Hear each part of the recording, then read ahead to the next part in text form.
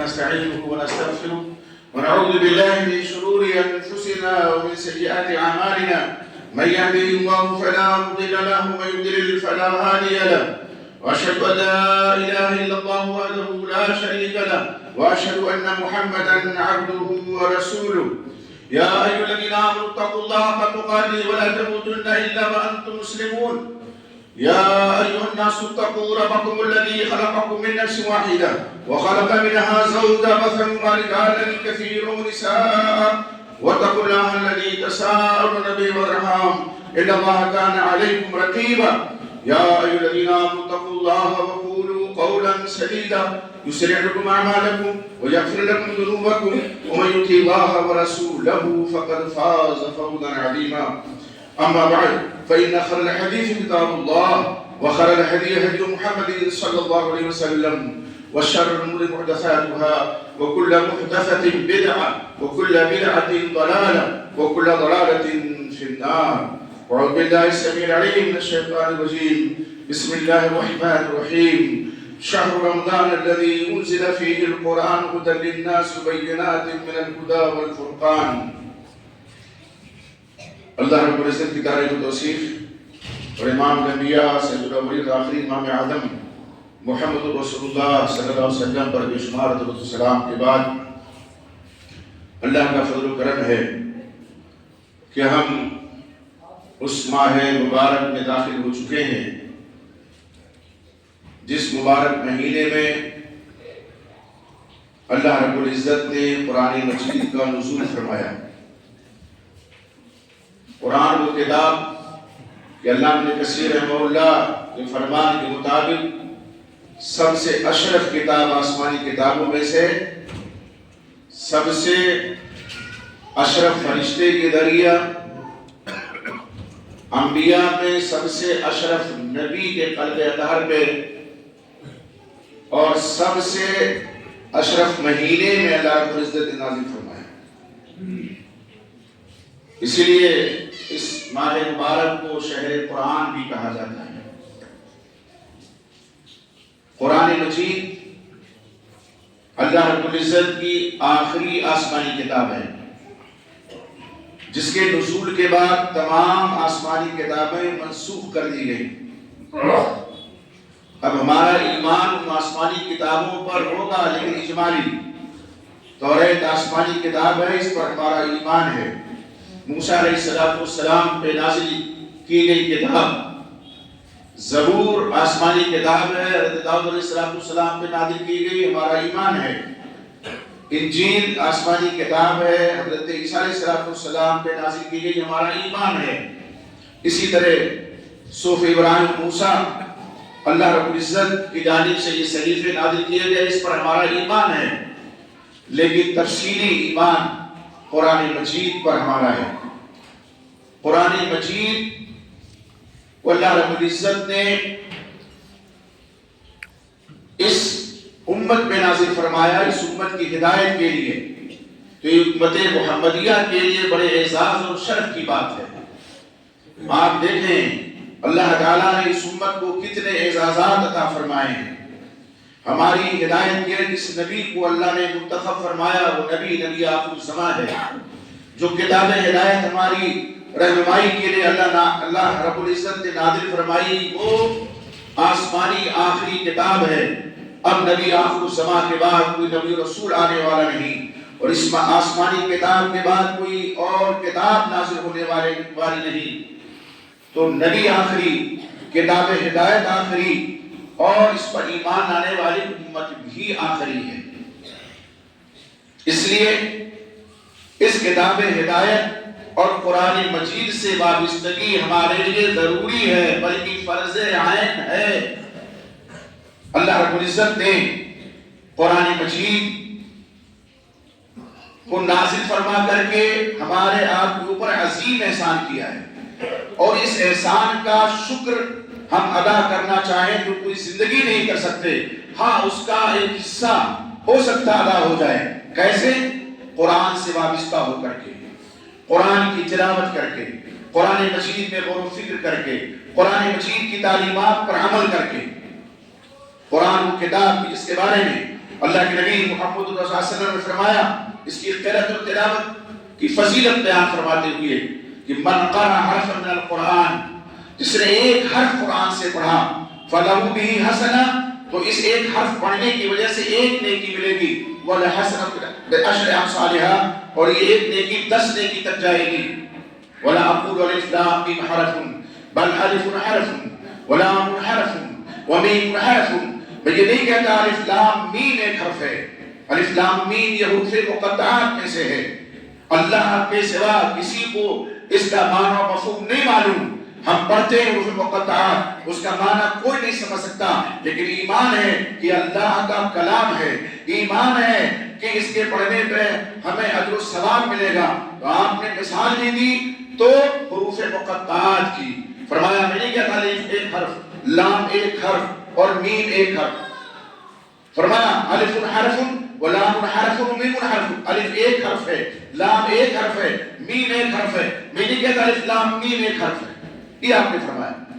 تو الف لام میم ایک حرف نہیں، 3 حرف کا مجموعہ، تو کم سے کم 3 یہ حروف ہم پڑھیں گے 30 نیکیاں ملیں گی۔ اور ابو امامہ باہلی رضی اللہ تعالیٰ عنہ کی روایت صحیح مسلم میں آپ صلی اللہ علیہ وسلم نے فرمایا یقرأ القرآن، قرآن کی تلاوت کرو، قرآن کو پڑھو، فَإِنَّهُ يَأْتِي يَوْمَ الْقِيَامَةِ شَفِيعًا لِأَصْحَابِهِ، یہ قرآن قیامت کے دن قرآن پڑھنے والوں کی شفاعت کرنے والا بن کر کے آئے گا، یہ شفیع بن جائے گا۔ اور ایک حدیث میں آپ صلی اللہ علیہ وسلم فرماتے ہیں قرآن اور روزہ دونوں کے بارے میں، یہ روزہ رمضان کا جو ہم رکھ رہے ہیں یہ روزہ بھی سفارش کرے گا، یہ قرآن بھی سفارش کرے گا، اور یہ دو سفارشی ایسے کہ ان کا بڑا گہرا ربط و تعلق ہے آپس میں۔ قرآن رمضان کے مہینے میں نازل کیا گیا، لوح محفوظ سے آسمان دنیا پہ اللہ رب العزت نے قرآن مجید کا نزول فرمایا، اور اسی طرح سے اسی مہینے میں ایک قدر و منزلت کی رات ہے اس میں نازل فرمایا۔ تو آپ دیکھیے فضیلتیں کتنی بڑھ گئی ہیں، فضائل کتنے ہو گئے ہیں، اور یہ دونوں شفاعت کریں گے۔ روزہ کیا کہے گا؟ اللہ میری شفاعت، میری سفارش اپنے اس بندے کے بارے میں قبول فرما لے، اس لیے کہ میں نے اس کو منعت الطعام والشہوات، میں نے اس کو کھانے پینے سے روک دیا تھا، جائز خواہشات سے روک دیا تھا، اور قرآن کہے گا اللہ میری بھی سفارش قبول فرما لے، اس لیے کہ میری وجہ سے رات میں اٹھ کر کے بیدار ہو کر کے میری تلاوت یہ کرتا تھا تیرا بندہ، یہ دونوں شفاعت کریں گے۔ اس لیے رمضان کے مہینے میں قرآن سے وابستگی مزید ہماری ہو جانی چاہیے، اور مہینوں میں قرآن پڑھنا چاہیے۔ قرآن تو ہماری زندگی کا وہ اٹوٹ حصہ ہو جانا چاہیے کہ ہم اس کو کبھی فراموش نہ کر سکیں۔ اللہ کے نبی محمد رسول اللہ صلی اللہ علیہ وسلم نے فرمایا تھا ان اللہ یرفع بهذا الكتاب اقواما ويدع به آخرین، بے شک اللہ اس قرآن کے ذریعے سے کچھ لوگوں کو سربلندی عطا کرتے ہیں، اور اسی قرآن کی وجہ سے دوسروں کو پست و ذلیل کر دیتے ہیں۔ بلندیاں، رفعتیں، عظمتیں کن کے حصے میں آتی ہیں؟ جو قرآن سے وابستہ رہتے ہیں، جو قرآن کو پڑھتے ہیں، پڑھاتے ہیں، قرآن مجید میں غور و فکر کرتے ہیں اور اس کی تعلیمات پر عمل کرتے ہیں۔ ذلتیں، پستیاں، رسوائیاں کن کیا مقدر بن جاتی ہیں؟ جو قرآن سے وابستگی چھوڑ دیتے ہیں، نہ قرآن کی تلاوت کرتے، نہ قرآن مجید میں غور و فکر کرتے، نہ قرآن مجید کی تعلیمات پر عمل کرتے ہیں۔ آج جب ہم امت مسلمہ کی حالت زار کو دیکھتے ہیں تو یہ یقین کیے بغیر نہیں رہ سکتے کہ آج جو ذلت و پستی میں پوری امت مسلمہ گرفتار ہے، اس کی ایک بنیادی وجہ قرآن سے دوری ہے۔ قرآن سے دوری یہ بنیادی وجہ ہے۔ آج ہم میں کتنے لوگ ہیں، ایم اے ہیں، بی اے ہیں، پی ایچ ڈی ہیں، ڈاکٹر ہیں، انجینئر ہیں، فلسفی ہیں، دنیا کے علوم و فنون کے ماہر ہیں، لیکن مسلمان ہونے کے باوجود اگر نہیں ماہر ہو پاتے ہیں تو قرآن مجید کے بارے میں اللہ کے نبی محمد صلی اللہ علیہ وسلم نے فرمایا الماہر بالقرآن، اما عائشہ صدیقہ رضی اللہ تعالیٰ عنہا کی روایت، الماہر بالقرآن مع الصفوة الکرام البررہ، قرآن کا جو ماہر ہے قرآن پڑھنے کا، تجوید کی رعایت کے ساتھ، الفاظ اور حروف کی رعایت کے ساتھ پڑھتا ہے، وہ نیکوکار بزرگ فرشتوں کے ساتھ ہوگا. والذی یقرأ، اور جو قرآن پڑھتا ہے وہ یتتعتع، اور وہ اٹک اٹک کے پڑھتا ہے، وہ علیہ شاق، اور قرآن کی تلاوت اس کے اوپر دشوار ہے، مشکل ہے، فلہ اجران، اس کو ڈبل اجر ملے گا. محروم اللہ نے کسی کو نہیں رکھا ہے. اگر قرآن پڑھنے میں جو ماہر ہے وہ بزرگ نیکوکار فرشتوں کے ساتھ ہوگا تو قرآن جو اٹک اٹک کے پڑھ رہا ہے اس کو ڈبل اجر اللہ دے گا.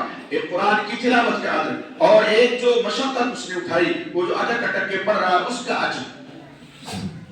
کتنی بڑی خیر نصیبی ہے اس شخص کے لیے کہ جو قرآن پڑھنا نہیں جانتا ہے. کل قیامت کا دن ہوگا، اللہ کا دربار ہوگا، ہوش گوش سے سن لیجئے، کوئی عذر لنگکام نہیں آ سکتا ہے اور یہ کہہ کر کہ ہم چھٹکارا نہیں پا سکتے ہیں. اللہ ہم تیری کتاب ہدایت کی تلاوت کیسے کرتے، ہمیں تو قرآن پڑھنا نہیں آتا تھا. اور جب اگر یہ پوچھ لیا گیا کہ تم انگریزی پڑھتے تھے، تم انجینئر بن گئے، ڈاکٹر بن گئے، فلسفی بن گئے، دنیا جہان کی تعلیم تم نے حاصل کر لی، اور صرف وہ کتاب تم نہیں پڑھ سکے جس کے بارے میں اللہ نے قرآن مجید میں فرمایا کہ وَلَقَدْ يَسَّرْنَا الْقُرْآنَ لِلذِّكْرِ فَهَلْ مِن مُدَّكِرٍ، بے شک ہم نے قرآن کو نصیحت کے لیے آسان بنایا ہے، کوئی ہے نصیحت حاصل کرنے والا؟ جواب کیا ہوگا؟ یہ قرآن کا مہینہ یہ موقع ہمیں دیتا ہے. اس مہینے میں جیسے ہم اپنے بچوں کے لیے انگریزی ٹیوٹر رکھتے ہیں، الجبرا جیومیٹری اور حساب کا ٹیوٹر رکھتے ہیں، 2000 3000 4000 5000 اور بعض لوگ 10,000 مہینہ اپنے بچوں کو ٹیوشن پڑھانے کے لیے دیتے ہیں. ہم کیا اپنے لیے خرچ نہیں کر سکتے؟ مسجد کے امام صاحب ہیں یا کوئی حافظ صاحب ہیں، ہم ان سے قرآن نہیں پڑھ سکتے؟ قرآن پڑھنے کی کوئی عمر نہیں ہے. ہم نے تو دیکھا ہے، آپ جائیں سعودی عربیہ میں، دیگر ممالک عرب میں 70 75 80 سال کے بوڑھے فجر کے بعد امام سے حلقے میں بیٹھ کر کے حلقے قرآن میں قرآن پڑھتے ہیں، عصر کے بعد قرآن پڑھتے ہیں. بے شک اٹک کے جو بدو ہیں، دیہات کے رہنے والے ہیں، اب اللہ نے ان کو نوازا، وہ شہر میں آ کے بسے یا مسجد سے وابستہ ہوئے تو ان کو یہ احساس ہوا کہ ہمیں قرآن پڑھنا چاہیے. ہمیں کب احساس ہوگا؟ ہمارے ان لوگوں کو کب احساس ہوگا جو قرآن پڑھنا نہیں جانتے ہیں؟ ہندی پڑھ لیتے ہیں لیکن قرآن نہیں پڑھ پاتے ہیں. قرآن کوئی مشکل کتاب نہیں ہے. جب اللہ نے فرما دیا کہ ہم نے اس کو آسان بنا دیا ہے تو یہ کتاب کیسے مشکل ہو سکتی ہے؟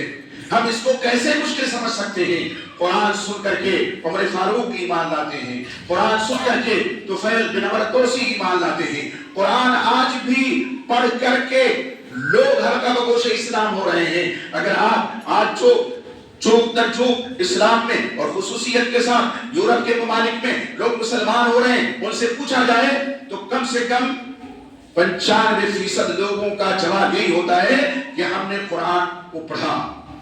انگریزی میں اس کے معنی کا ترجمہ ہے، تفسیر ہے، اور بعد میں دھیرے دھیرے انہوں نے عربی میں قرآن پڑھا تو ہم ایمان لے آئے.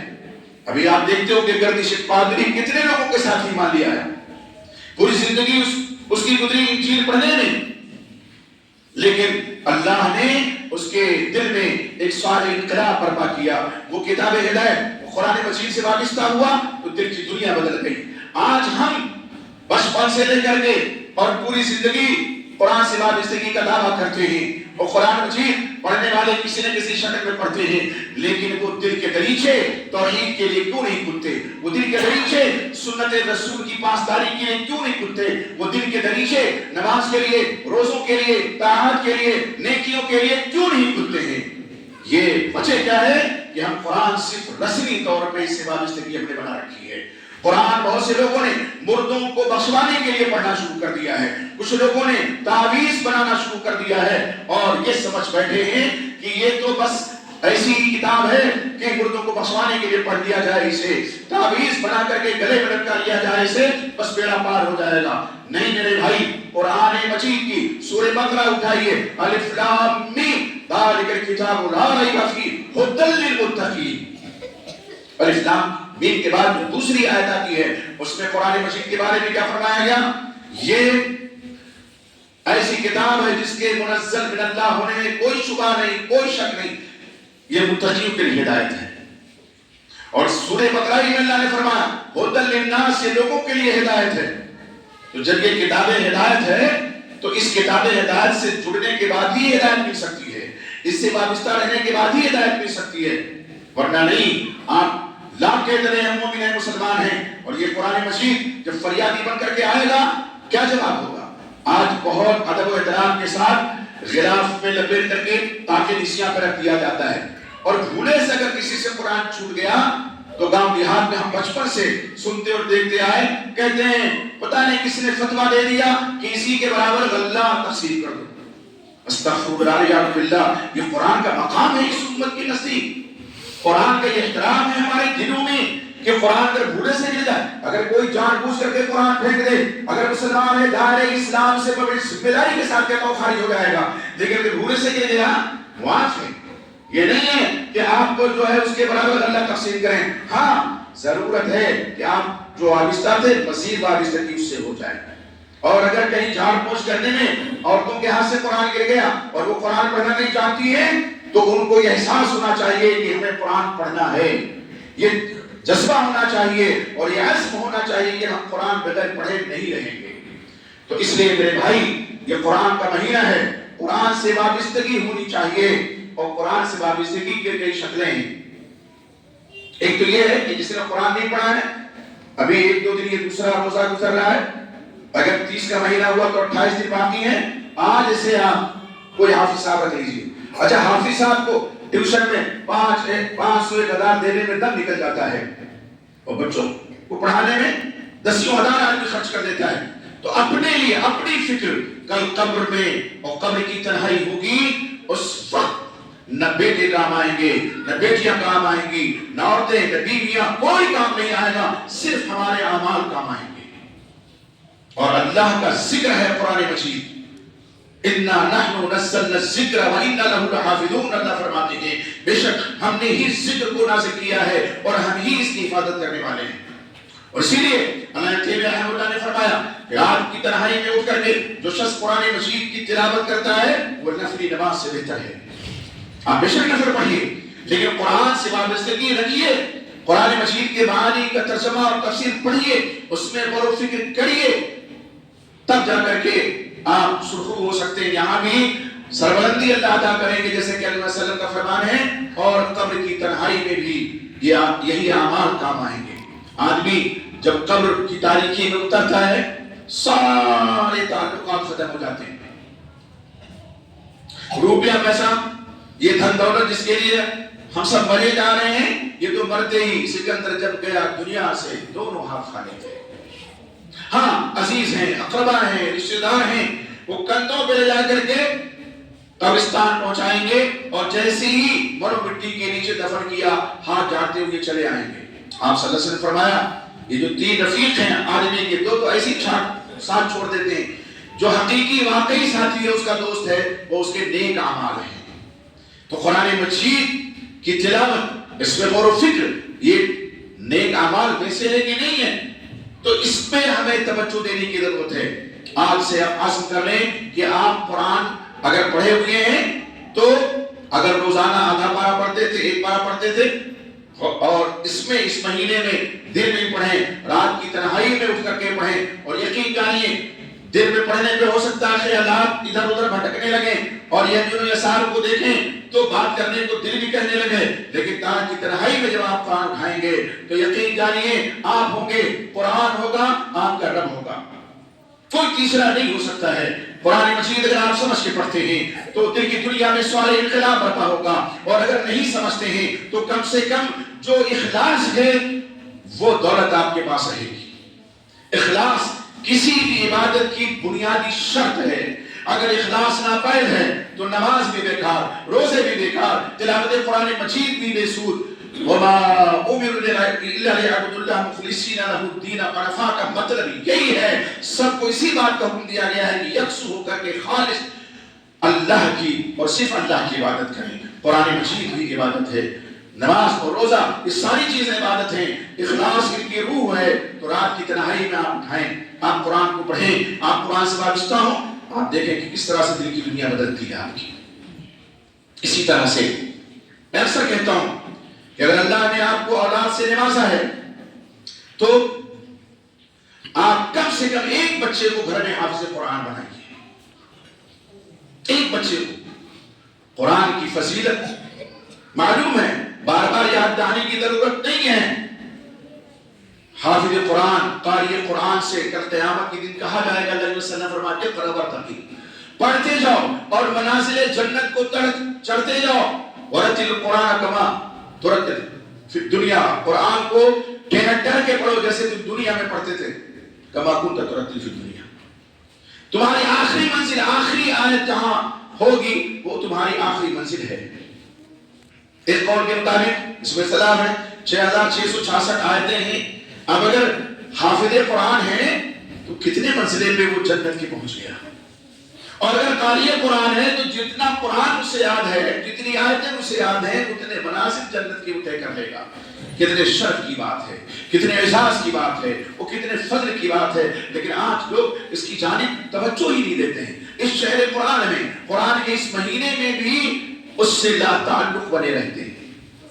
تو ایک تو یہ اہتمام کریں، قرآن مجید خود پڑھنے کا آپ اہتمام کریں۔ اگر نہیں پڑھے ہوئے ہیں تو سننے کا بھی اتنا ہی ثواب ہے جتنا پڑھنے کا ہے۔ اسی لیے سلف نے کیا کیا تھا ہمارے بزرگوں نے کہ تراویح کی نماز میں قیام اللیل میں کہا کہ قرآن مکمل کر لو۔ اب اس کا بھی لوگوں نے مذاق بنا لیا ہے۔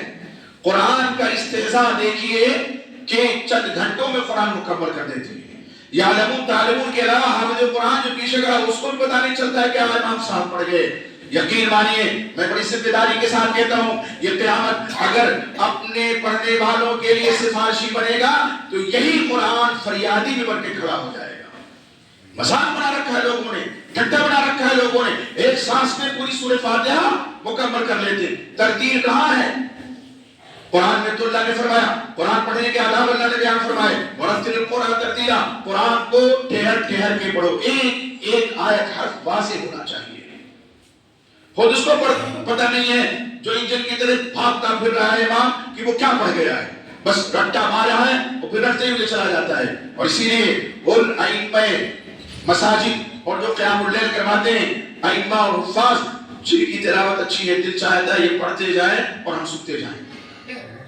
اور مساجد میں لوگوں کی بھیڑ رہتی ہے جو آتے ہیں اخلاص کے ساتھ قیام اللیل کرنا چاہتے ہیں، اور جس کو ایسے ہی سرسر گزرنا ہے تو پھر اس کا تو اللہ ہی مالک ہے، کیا بتایا جا سکتا ہے۔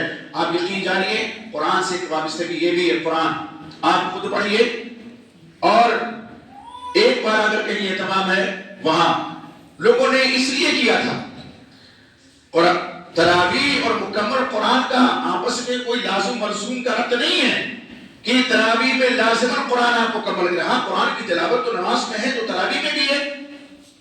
آج آپ دیکھیں اسی کا نتیجہ ہے جہاں 3 رات میں اور رات پوری کے ہاں 3 رات کے چند گھنٹوں میں 5 رات کے چند گھنٹوں میں قرآن مکمل کر دیتے ہیں، تو جو کاروباری لوگ ہیں، دکاندار ہیں، ساہوکار ہیں، انہوں نے یہ سمجھ رکھا ہے کہ تراویح بھی اب ختم ہو گئی، اس لیے کہ مکمل قرآن سن لیا تو پھر وہ تراویح سے بھی غفلت کا شکار ہو جاتے ہیں۔ یہ بڑی ہی نصیبی ہے، بہت ہی محرومی کی بات ہے۔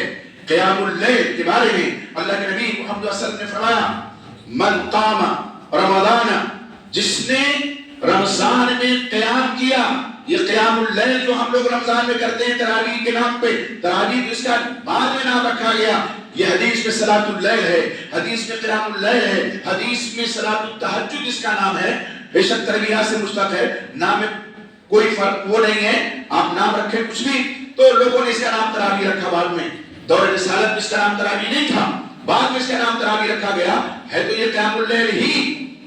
فرمایا من قام رمضان ایمانا و احتسابا غفر له ما تقدم من ذنبه، جس نے رمضان کے مہینے میں قیام اللیل کیا ایمان رکھتے ہوئے اور اجر کو طلب کرتے ہوئے، اس کے گزشتہ جتنے گناہ صغیرہ ہیں سب بخش دیے جائیں گے۔ اور روزے کے بارے میں آپ نے فرمایا من صام رمضان ایمانا و احتسابا غفر له ما تقدم من ذنبه، احتساب اجر کو طلب کرنے کی نیت ہو، اور یہ اجر کو طلب کرنے کی نیت کب ہوگی؟ جب ہماری عبادتوں میں اخلاص، تو یہ وابستگی ہے۔ اسی طرح سے ایک وابستگی یہ ہے قرآن مجید سے کہ جیسا میں نے عرض کیا ایک حافظ بنائیے، یہ حافظ تاج الکرامہ والدین کے سر پہ اللہ تعالیٰ پہنائے گئے قیامت کی، جیسا کہ حدیث ہے. بعض ضعیف روایتیں بھی اس حوالے سے آتی ہیں، اس طرف ہم نہیں جاتے، لیکن کم سے کم ایک روایت جو درجہ حسن کو پہنچتی ہے 10 لوگوں کی شفاعت کرے گا حافظ قرآن. کتنے بڑے احساس کی بات کر کے تو یہ بات اس کی ہے. اسی طرح سے کہیں مراکز تحفیظ قرآن ہیں. آپ دیکھیں تو ہماری اللہ کا فضل ہے، بچیوں کے حفظ کا بھی شعبہ کھل گیا ہے. اس سال الحمدللہ ہم نے بھی وہ شعبہ کھول دیا ہے اور ایک حافظہ کا اہتمام کر کے اور وہ کریں گے انشاءاللہ. بھئی فاضل کرام پہ ان کے سروں پہ دستار بندی تھی، اللہ ان کو حافظ بنائے رکھے. یہ بھی ایک المیہ ہے کہ لوگ حافظ بن جاتے ہیں پھر اس کو بھول جاتے ہیں. آپ صلی اللہ علیہ وسلم کیا فرمایا؟ قرآن جو حفظ اس کا ہے، اس کی مثال آپ نے دی جیسے اونٹ بندھا ہوا ہے. جب تک اونٹ بندھا ہے تب تک وہ آپ کا ہے، اور اگر وہ رسی توڑ کے چلا گیا تو ختم. ایسی جب تک قرآن سے تعاہد ہے، یعنی تعاہد کا مطلب ہے قرآن ہم پڑھتے رہتے ہیں تب تک قرآن ہمارے سینوں میں رہے گا. اور قرآن کو جو حافظ قرآن پڑھنا چھوڑ دے گا، ایک دم نکل جائے، ایک دم چٹیل میدان کی طرح اس کو سینہ ہو جائے گا. اس لیے ضرورت اس بات کی ہے کہ آپ اس طرح سے بھی وابستہ ہو سکتے ہیں. آپ یقین مانیے اس قرآن کے مہینے میں تھوڑا تھوڑا آپ سیکھیے قرآن. یہ سرل قرآن سے شروع کیجئے اور نورانی قاعدہ سے شروع کیجئے. جو نہیں قرآن پڑھے ہوئے ہیں اللہ کا وہ کرم ہوگا کہ ہم سوچ بھی نہیں سکتے. ہم نے تو ایسی مثالیں دیکھی ہیں کہ 60-65 سال کی بوڑھیوں کو ہم نے دیکھا کہ وہ قرآن پڑھنے کے لیے اس طرح سے. اور میں اکثر کہتا ہوں ہمارے انتقال ہو گیا، اللہ مغفرت فرمائے، اردو سے شروع کیا تو اس میں یہ عبارت ہے کہ جب ہم بڑے ہوں گے تو ماں باپ کی خدمت کریں گے. ہم نے کہا چچی کب آپ بڑی ہوں گی؟ 65 سال کی تو ہو گئی. مزاح ہے، یہ مزاح جائز ہے. تو کہا نہیں بیٹا چاہتے ہیں کہ ہم قرآن پڑھ لیں. تو یہ دیکھیے ایک جو جذبہ ہے، ایک جو داعیہ ہے، ایک جو قرآن سے مربوط رہنے کا جو ایک دل میں جذبہ پیدا ہوتا ہے، اس کی قدر ہونی چاہیے. تو اس طرح سے ہم یہ عذر نہیں ہے کہ ہم 80 سال کے ہو گئے، ہم 70 سال کے ہو گئے، ہم 65 سال کے ہو گئے، کیسے قرآن پڑھیں؟ قرآن پڑھنے میں کوئی شر نہیں ہونا چاہیے، کوئی شر نہیں ہونا چاہیے. یقین جانیے قرآن مجید پڑھنے میں شرم کریں گے تو قرآن نہیں پڑھ پائیں گے. قرآن اور یہاں تک کہ علم پڑھنے کی بھی کوئی عمر نہیں ہوتی ہے. صحابہ کرام جو 50-60 سال کی عمر میں ایمان لائے، آپ صلی اللہ علیہ وسلم کے پاس اصحاب صفہ بن کر کے صفہ کی چبوترے پہ علم حاصل کیا کہ نہیں کیا؟ تو علم کے حصول کی کوئی عمر نہیں ہوتی ہے. قرآن کو سیکھنے کی، جس کے بارے میں حضرت عثمان غنی نے صحیح بخاری کی روایت میں فرمایا، آپ صلی اللہ علیہ وسلم فرماتے ہیں خیرکم من تعلم القرآن وعلمہ، تم میں سب سے بہتر وہ ہے جو قرآن کو سیکھے اور سکھائے. خیرت نہیں، سیکھے اور سکھائے. تو قرآن کو سیکھنا چاہیے. قرآن سیکھیں گے کب؟ جب قرآن کو پڑھیں گے، اس میں غور و فکر کریں گے، اس کے معنی کا ترجمہ اور تفسیر سمجھیں گے تو گویا ہم قرآن سیکھ رہے ہیں. قرآن ہم سیکھ رہے ہیں، اور ایک پڑھنا سر فرق ہے دونوں میں. تو سب سے بہتر وہ ہے جو قرآن کو سیکھے اور قرآن کو سکھائے. قرآن سکھانے والا معلم قرآن کی فضیلت اور طالب قرآن کی فضیلت بیان بہت دفعہ کی جا چکی ہے کہ کتنی بڑی فضیلت ہے. سمندر کی مچھلیاں دعائیں کرتی ہیں، حتی الحیتان، مچھلیاں چونٹیاں جو ہیں سوراخ میں وہ دعائیں کرتی ہیں طالب علم کے لیے. اور علماء کی فضیلت کے بارے میں تو صرف اتنا کہہ دینا کافی ہے کہ قرآن مجید نے فرمایا، اللہ رب العزت نے انما یخشی اللہ من عباده العلماء، حقیقی معنوں میں اگر اللہ سے ڈرنے والے اس کے بندوں میں کوئی ہے تو وہ علماء ہیں. اس سے بڑی فضیلت اور کوئی نہیں ہو سکتی ہے. اور قرآن مجید میں اللہ نے فرمایا یرفع اللہ الذین آمنوا منکم، اللہ تم میں سے جو ایمان لائے ان کے درجات کو بلند کرتا ہے. والذین اوتوا العلم، اور جو علم دیے گئے علماء کی. تو آپ وابستہ ہوں گے کسی طرح سے بھی قرآن سے، آپ فضل و شرف پائیں گے انشاءاللہ. اللہ سے دعا ہے کہ اللہ تعالیٰ نے جس طرح یہ ماہ رمضان ہمیں عطا فرمایا ہے تکمیل تک پہنچ جائیں، اس کے کمال تک پہنچ جائیں. روزہ، نماز اور تلاوت قرآن مجید قیام اللیل کی ہم سب کو اللہ توفیق عطا فرمائے۔ اللہ ہم تیرے آج مادہ بندے ہیں، گنہگار ہیں، سیاکار ہیں، لیکن میرے مولا تیرے در سے وابستہ ہیں۔ اللہ ہمارے گناہوں کو معاف فرما، ہمارے قصور کو معاف فرما، ہماری خطاؤں کو معاف فرما۔ اللہ جو بیمار کو شفا عطا فرما، ہمارے وہ بھائی جو خردار ہیں اللہ کوئی آسان سی سبیل پیدا فرما جو کا قرض دور ہو جائے۔ اللہ ہمارے مسلمان بھائی جو دنیا کی کسی خطے پریشان حال ہیں اللہ ان کی پریشانی کو دور فرما۔ اللہ رب العزت میں ایک بنا نیک بنا، ہمارے دلوں میں اخلاص پیدا فرما دے۔ اللہ رب العزت جن کے والدین یا والدین میں سے کوئی ایک حیات ہیں اللہ توفیق عطا فرما، ان کی خدمت کر کے ہم تیرے رضا حاصل کر لیں۔ اللہ جن کے والدین یا والدین میں سے کوئی ایک وفات پا چکے ہیں اللہ ان کی بال بال مغفرت فرما۔ اللہ ہمیں مومن مرد مومنہ خواتین جن کی وفات ہو چکی ہے اللہ ان کی مغفرت فرما۔ تمام مرحومین اور مرحومات جو مومنین اور مومنات ہیں اللہ جنت الفردوس میں اعلیٰ مقام عطا فرما۔ اللہ یہ وطن ہمارا پیارا وطن ہے، اس وطن سے ہمیں فطری محبت ہے۔ اللہ ہمیں اپنے اس وطن میں امن و امان کی زندگی عطا فرما، ہماری عزت و آبرو کی حفاظت فرما، ہماری جان ہمارے مال کی حفاظت فرما۔ اللہ ہمیں ظالموں کے ظلم و ستم سے محفوظ فرما دے، اللہ ہمیں ظالموں کے ظلم و ستم سے محفوظ فرما دے۔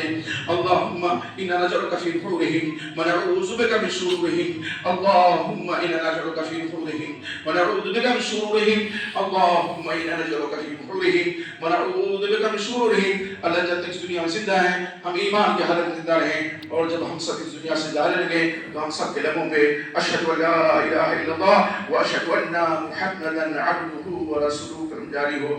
اللہ رب العزت ہماری التجائیں ہماری دعائیں اس شہر فضیل میں اس فضیلت والے مہینے میں قبول فرما لے، ہماری نیکیوں کو قبول فرما لے اور ہمارا خاتمہ بالخیر فرما۔